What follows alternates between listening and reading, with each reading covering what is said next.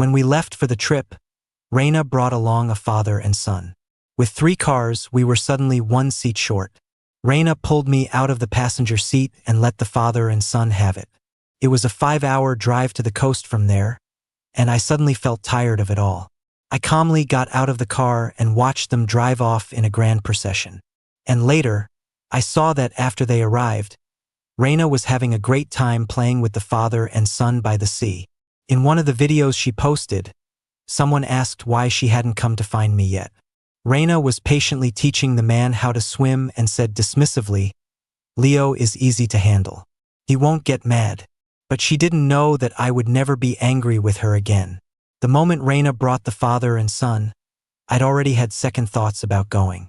The handsome man, dressed in a well-tailored suit, was holding a little boy's hand as he walked toward us, smiling.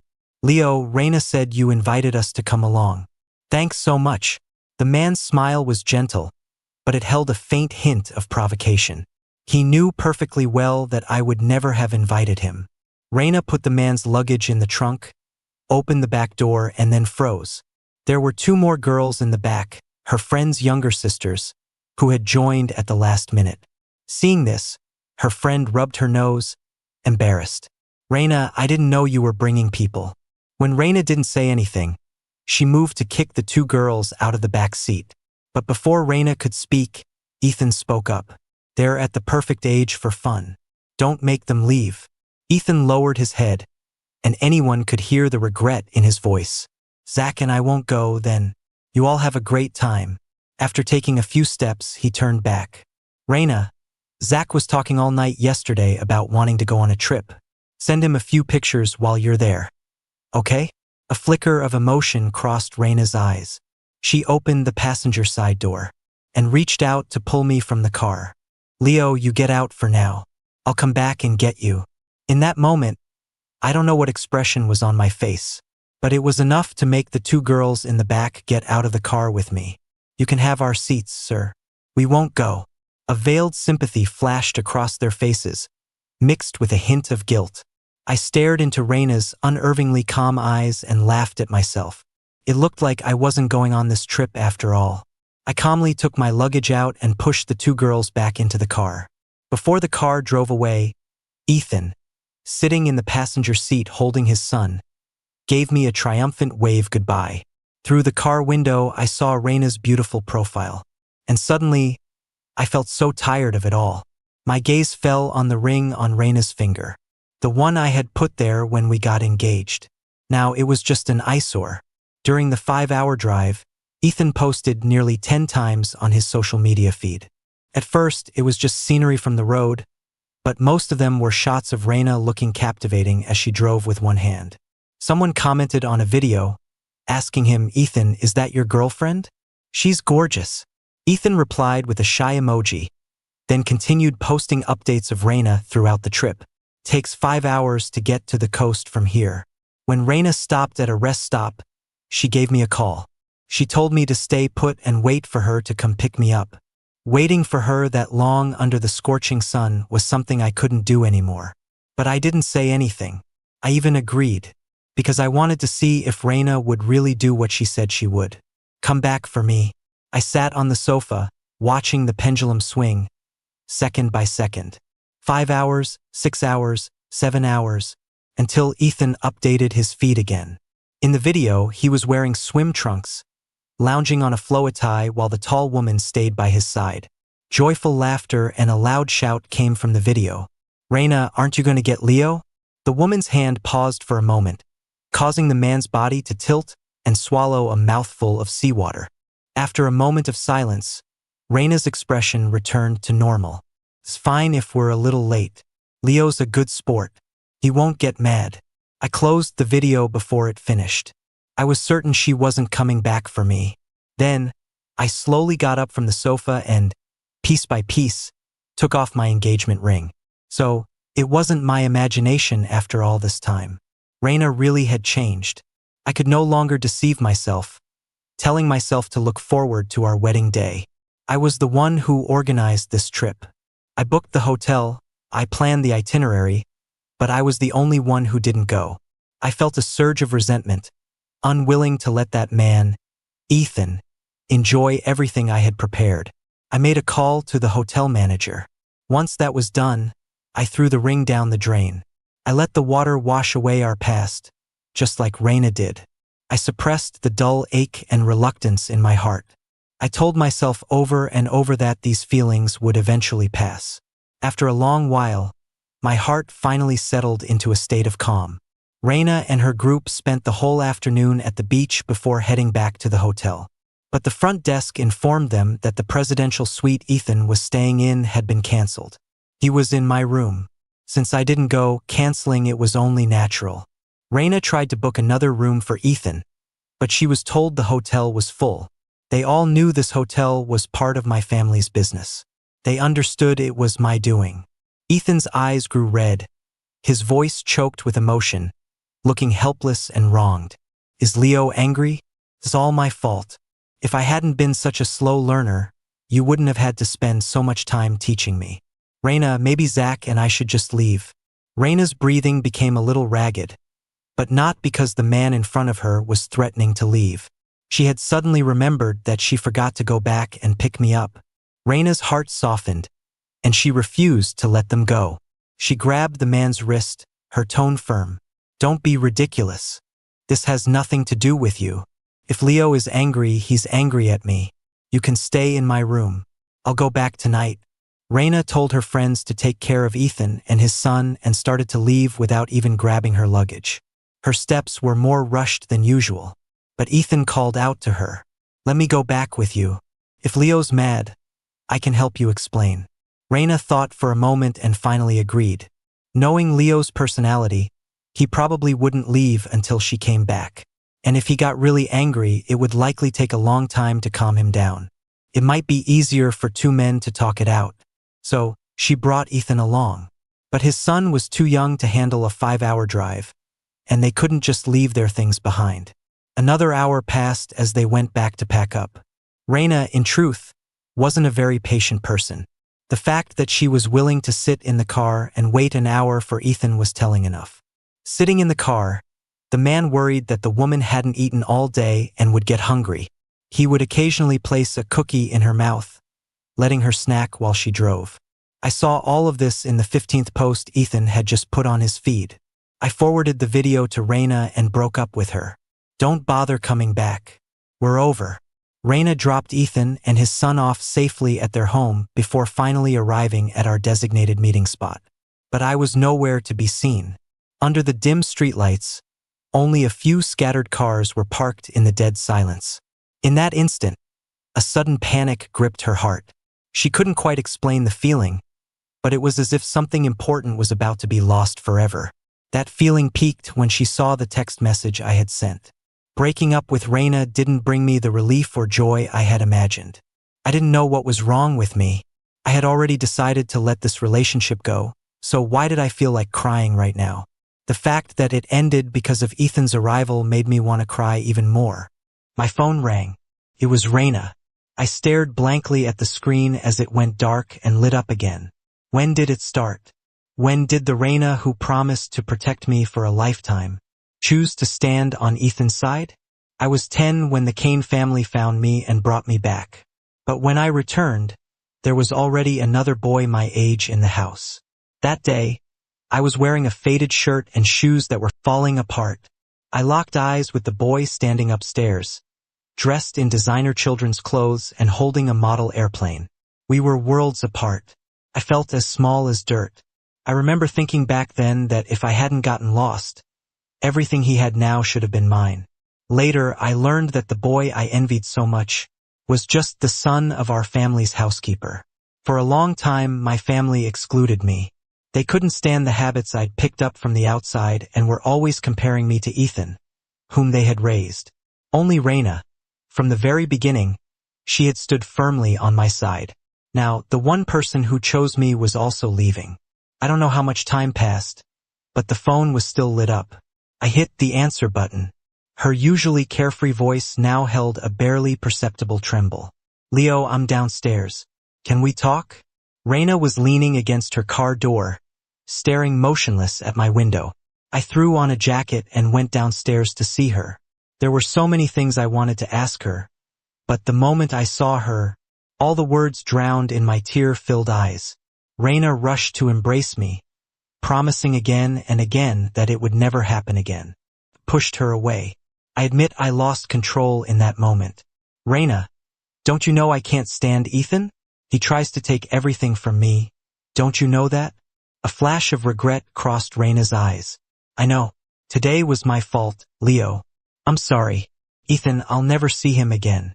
My vision blurred. My eyes were red, and my voice was choked with sobs I couldn't hold back. I didn't want her promises, not after all this fighting and drama. Just go.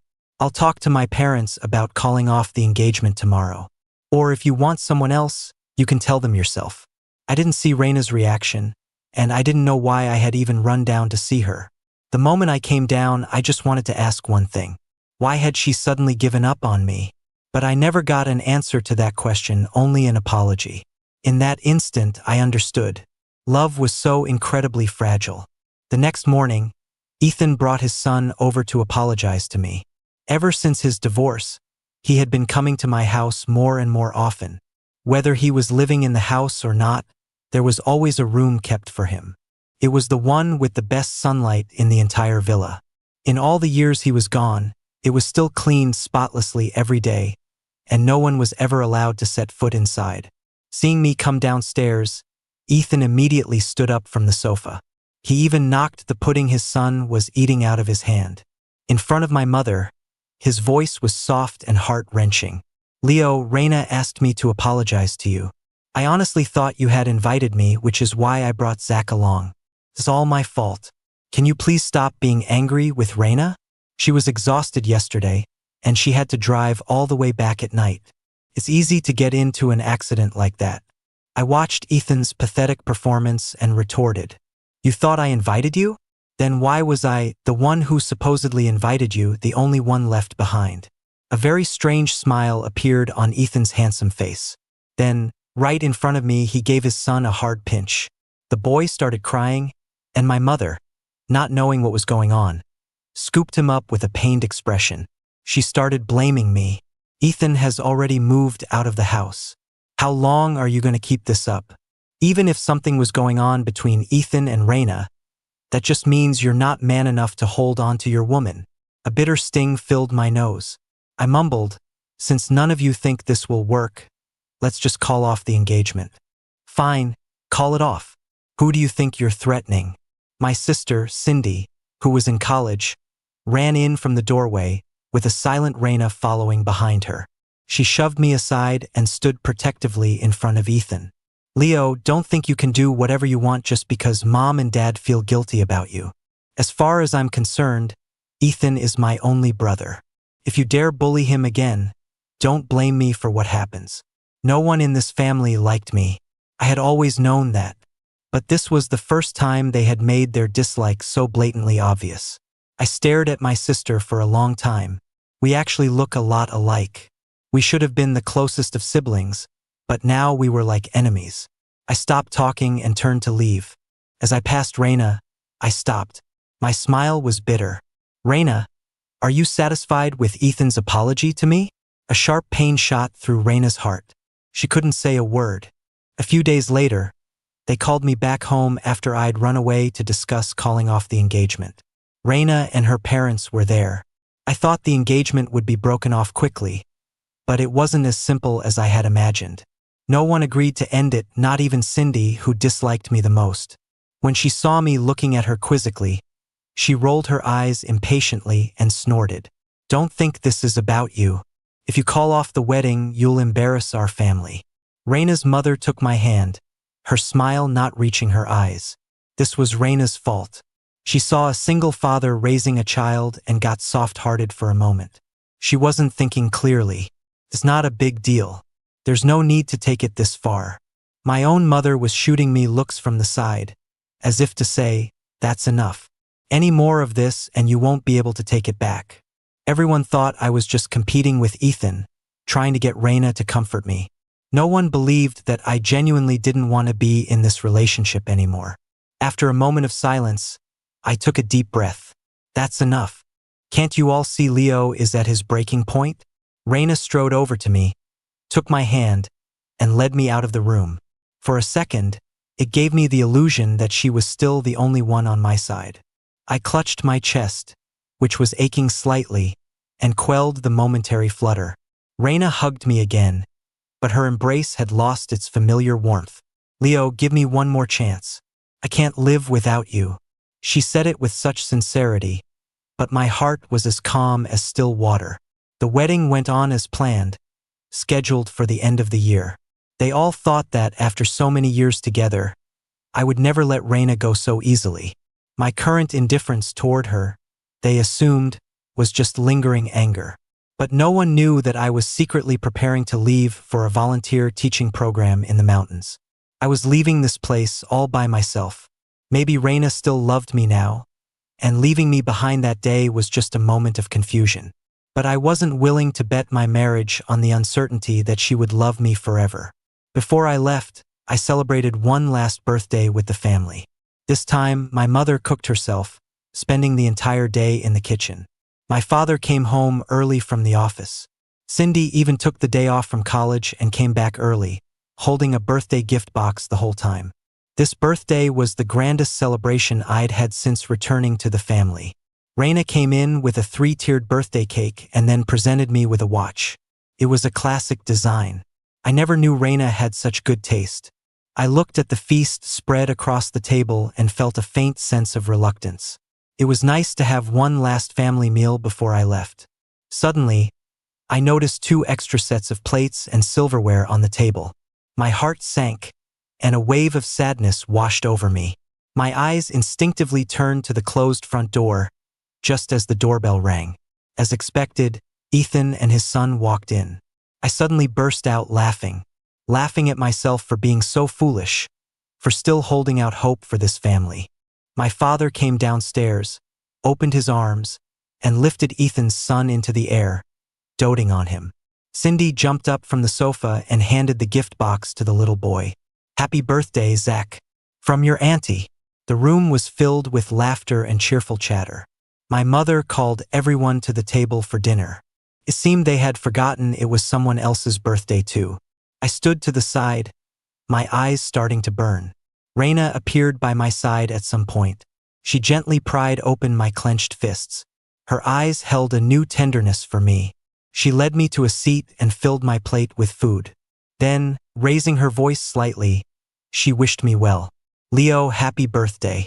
The room instantly fell silent, followed by the sound of chopsticks dropping to the floor. "Leo, happy birthday. I can't believe you and Zach have the same birthday. I ran into Rayna at the mall yesterday, and I was the one who helped her pick out the watch she bought for you." Ethan flashed a smile, then showed off the identical watch on his own wrist. He dangled it in front of my eyes as if to show it off. "What do you think? Looks great, right?" In that moment, I could feel the woman beside me tense up. She leaned in and whispered an explanation. I didn't expect to run into him. I silently took the watch off my wrist and clenched it in my fist. "I'm hungry. Let's eat." At that meal, everyone struggled to swallow their food. Everyone except for Ethan and his son, who ate happily. A large sum of money appeared in my bank account afterward. It was from my father, who had gone to his study to work after dinner. My mother went upstairs too and came back down with an expensive briefcase from her favorite brand. My sister, who had said she needed to get back to school but was still lingering, shuffled over to me, her attitude softer for the first time. "What do you want? Tell me quickly. I have to get back to campus." "You don't have to. There's nothing I want." "Humph. Fine. Good. Saves me money."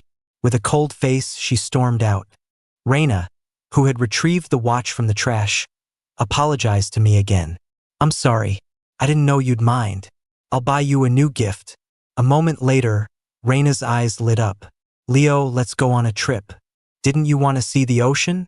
This time, just the 2 of us. Okay?" My expression was flat. "Fine. You can plan it." After I sent Rayna away, I was the only one left in the living room. I saw the housekeeper about to throw away the birthday cake, of which only a few bites had been eaten. I stopped her, cut a slice with a lot of frosting, and stuck a candle in it. I made a birthday wish. May Leo find peace, joy, and a good life ahead. At 2 in the morning, I was wheeling my suitcase downstairs when I ran into the housekeeper, who was in the kitchen for a glass of water. She looked at me in surprise. I just smiled at her. I'm going on a trip with Rayna. Without another word, I left the house that had never once felt like a home. The place I chose for my volunteer teaching was the mountain village where I had lived for 10 years. In all the years since, my family had never asked me a single question about that decade of my life. They were ashamed of my sordid past and wanted nothing to do with it. Even Rayna, whenever I tried to bring it up, would always change the subject. I knew she was ashamed of it too. Ashamed that I had lived for 10 years in a place that was practically another world from hers. The next morning at breakfast, my mother's face soured when she saw I hadn't come down. In the Kane household, everyone had to be at the table by 7 a.m. every morning. It was their tradition. After waiting a few minutes, my mother finally lost her patience and was about to send someone to wake me. The housekeeper heard her and came out of the kitchen, quickly explaining, "Ma'am, the young master left with Miss Rayna last night. They took a flight to go traveling." My mother's expression didn't improve. Her eyes held a trace of disdain. I can't believe he was serious this time. Turns out he was just trying to spite Ethan again. I guess that's what happens when they're not raised by your side. All he knows are these cheap tricks. That's enough. Leo is our son, after all. You should be nicer to him. My father put down his newspaper and gave my mother a cold look. Rayna had booked tickets for a trip abroad. Then she spent a day traveling to another city to buy me a pair of expensive diamond cufflinks at an auction. She wanted to surprise me. So, it was only when she tried to contact me that she discovered my phone had been turned off for a long time. She rushed over to my family's house to find me. But when she heard that I had supposedly left with her, Rayna was terrified. She asked all my friends, but they all said they hadn't seen me in a long time. My parents finally realized that I might have actually disappeared. A month later, they still hadn't found me. With the wedding date approaching and the groom nowhere to be found, Rayna's family wanted to call off the engagement. Rayna stopped them. During that time, Rayna had grown gaunt from searching for me. She stood in front of her parents, her eyes bloodshot. "I'm not calling it off. I know I can find him." My departure made my mother feel like she had lost face, and she fell ill from anger. To cheer her up, Ethan moved back into the house with his son. Under his careful watch, my mother's health improved quickly, but her resentment toward me deepened. From now on, I don't have a son, and he can forget about ever coming back to this family. He thinks he can throw a tantrum? Fine, then this wedding is off. I'm going to Rayna's family tomorrow to cancel everything. Ethan patted my mother's back soothingly while pleading my case. "Don't be angry. I'm sure Leo will be back before the wedding.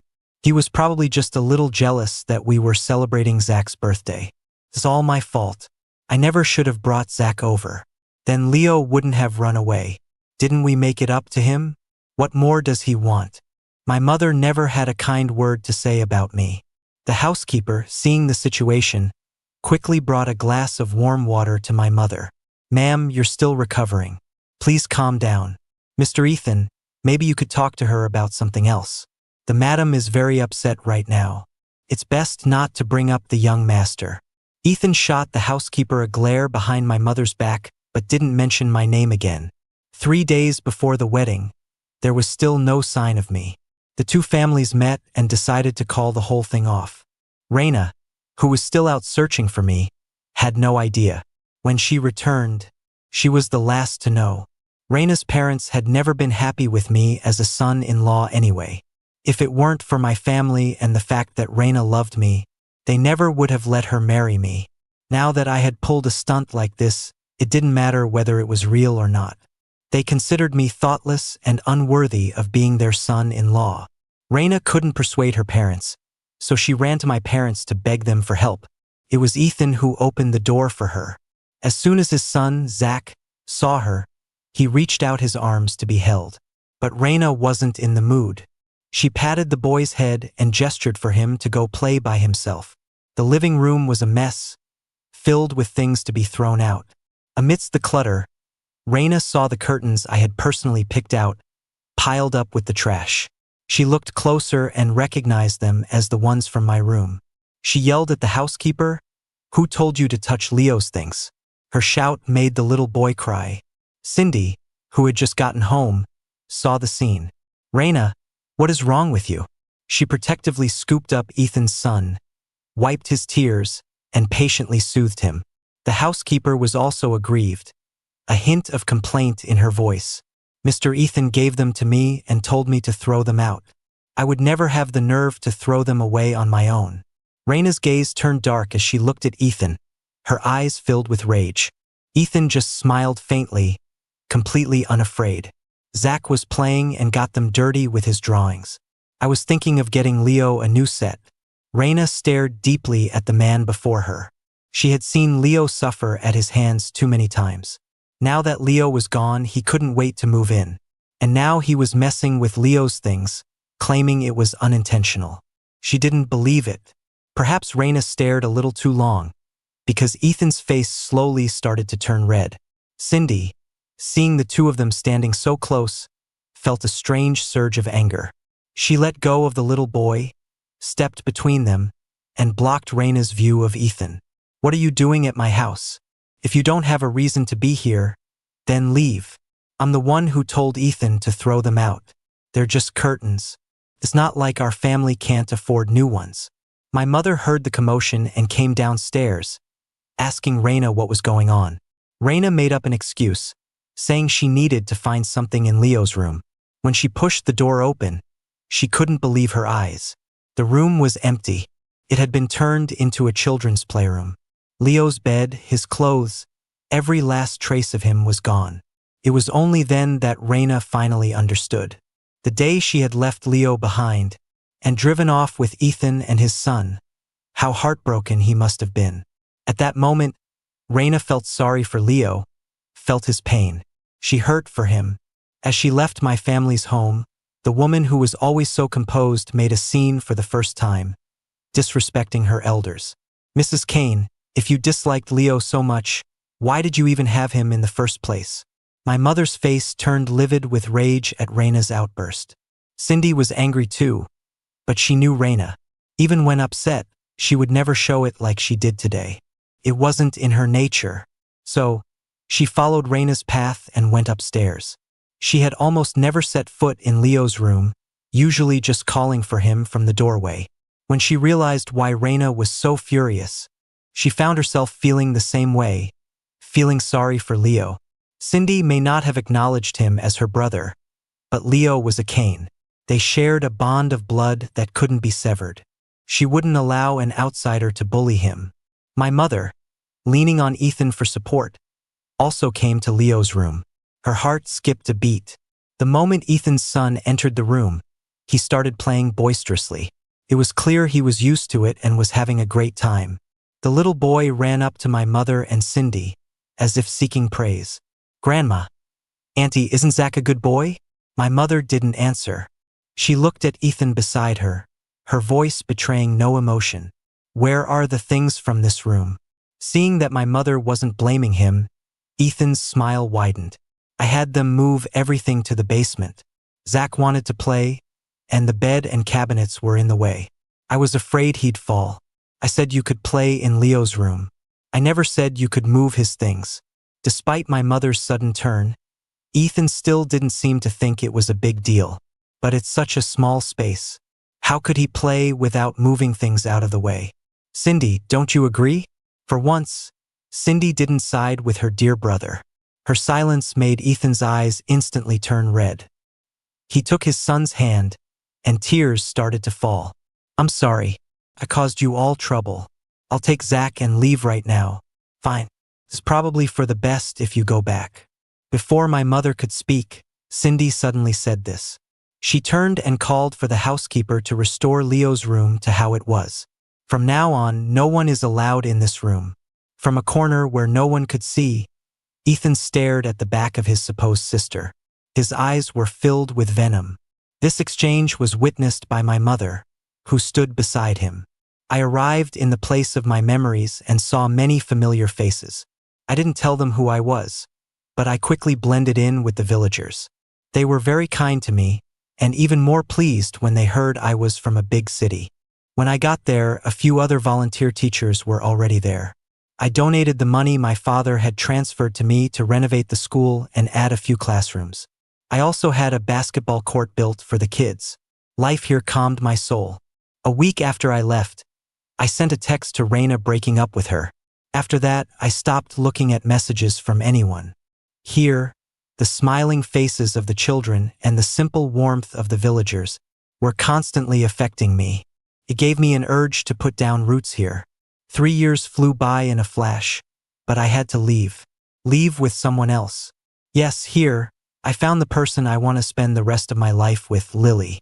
She had arrived 2 years before me. She could have left when I got here, but she stayed for another 3 years. She ignored her parents' repeated pleas for her to come home. Finally, her parents came looking for her, wanting to see what was keeping their daughter from returning. After seeing me, the old couple gave their instructions and went back home, smiling happily. Our colleagues teased us about it, making both of us blush. We were going back this time to get married. I originally had no intention of returning to my family or ever seeing her again. But when I turned on my phone, it was flooded with messages. The most recent one was from Rayna's mother. She said Rayna's health was very poor and begged me to see her one last time. I was stunned for a long time. I only snapped out of it when the woman beside me asked what was wrong. For the proud Mrs. Liu to lower herself like that, Rayna must be seriously ill. I had to go back. After we landed, I contacted Rayna's mother right away. She took me to the hospital to see Rayna. After I left, she had never given up looking for me. The long-term exhaustion had taken a toll on her body. She developed insomnia and started taking medication. The dosage kept increasing until now it barely worked at all. When she saw me, a glimmer of hope sparked in Rayna's cloudy eyes. Lying in the hospital bed, she shed tears of what may have been regret. She struggled to sit up, and the 4 in her arm instantly caused a large bulge. Rayna's mother quickly called for a nurse to reinsert the needle. Rayna just stared at me without blinking. I knew what she was asking. Was I going to leave again? Under her mother's pleading gaze, I shook my head. Whatever you want to say, wait until you're better. Rayna nodded obediently, filled with joy.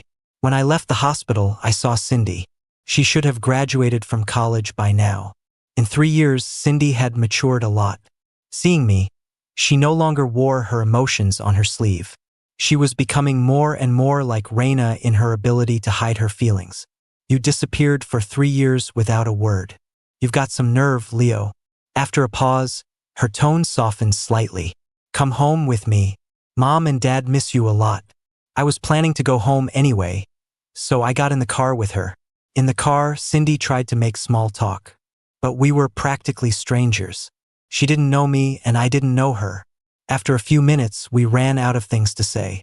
Luckily, the drive wasn't long, so the tense and awkward atmosphere didn't last. When we got out of the car, we happened to see Ethan and his son at the front door. For some reason, they hadn't gone inside. Seeing me get out of Cindy's car, Ethan didn't bother to hide the hatred in his eyes. Cindy completely ignored Ethan and his son, opened the door, and ushered me in first. She gave me a little nudge and explained, "He's not part of our family anymore." The door slammed shut, separating us from Ethan and his son. Perhaps distance does make the heart grow fonder. After I left, they had gradually seen Ethan's true colors. Without the bond of blood to sustain it, their relationship had soured into disgust. Now, to them, Ethan was less than a stranger. My parents were in the living room waiting for me. This time, they didn't say a single word of blame. Their eyes held a new concern for me, and they seemed to have things they wanted to say but held back.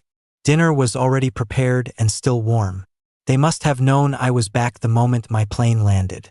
My mother served me food for the first time. When I looked up at her, she seemed a bit shy and unnatural. "I heard you went to see Rayna. That poor girl has suffered a lot these past 3 years because of you." My father put down his chopsticks, thinking he was acting in my best interest. "Now that you're back, you two should hurry up and get married." "That won't be necessary. I'm in love with someone else. The entire family was stunned. They knew how deep my feelings for Rayna were. They thought I could never let her go so easily. I came back this time to get married. Her family is up north, so I can't stay for long. Cindy had a strong reaction, yelling at me angrily. Do you have any idea how crazy Rayna has gone looking for you these past few years? How could you leave her and find someone else? I didn't understand. Why couldn't I find someone else after breaking up with her? But I didn't want to argue. I got up and went upstairs. Rayna recovered as quickly as she could and rushed to see me. But she heard that I was getting married. The smile froze on her lips, and a deep sadness enveloped her. She looked as if she might shatter at any moment. I told them again, I'm in love with someone else. I'm getting married.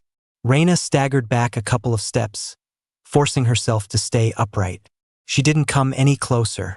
She quietly backed away, her frail silhouette disappearing into the desolate autumn. The falling leaves clung to her as she went. When Lily came to pick me up, she and Rayna crossed paths. It was already getting cold up north. My fiancé brought me a thick scarf and gloves and had bought me a lot of new warm clothes. The wedding was next month, and I was going to spend some time there first. My whole family came to the airport to see me off.